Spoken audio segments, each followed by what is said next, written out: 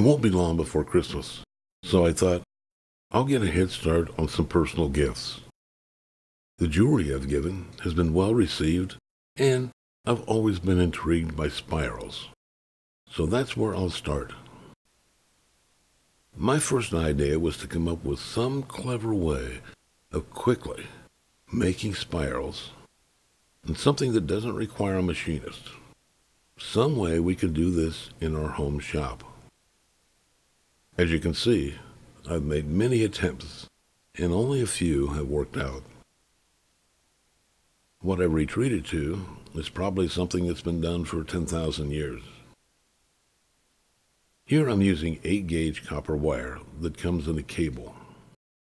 The wire's about an 1/8 inch in diameter. I untwist some strands from the cable and then anneal the copper wire.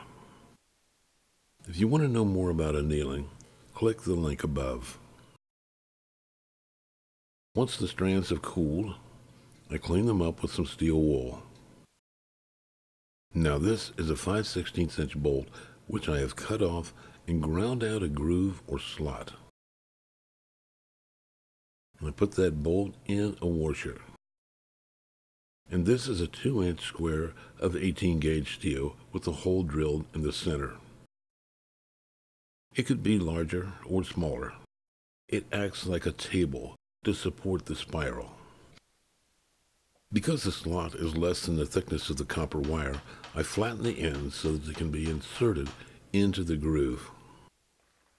By hammering the ends, they become hard again, so I will anneal each end, using the needle nose to make as tight a bend as possible.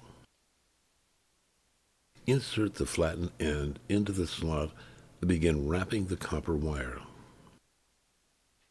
The 8-gauge wire, even though it's been annealed, is still fairly stiff. It tends to want to wrap over the preceding loop. Using this washer and a short piece of pipe, I can force it down.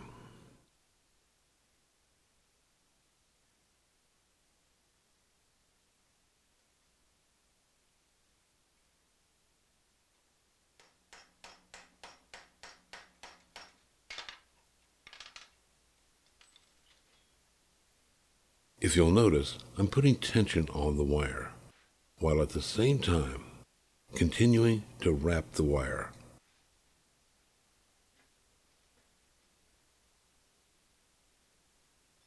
This repeated flattening out of the spiral is a bit cumbersome, but it does work.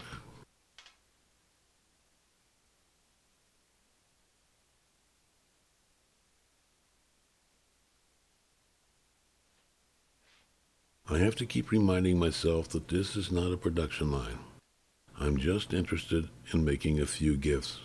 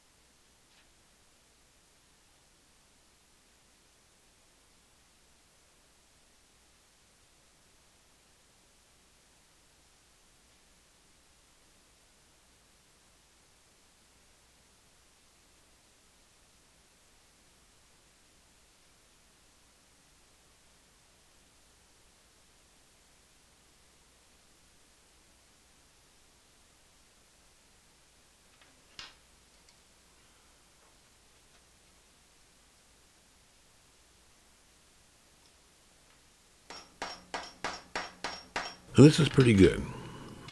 Now I just have to get it off the bolt without disturbing the spiral. A few hammer taps with this block of steel, and I think I've got it. Now I have a new idea that will make this a bit easier. So look for another video in a few days.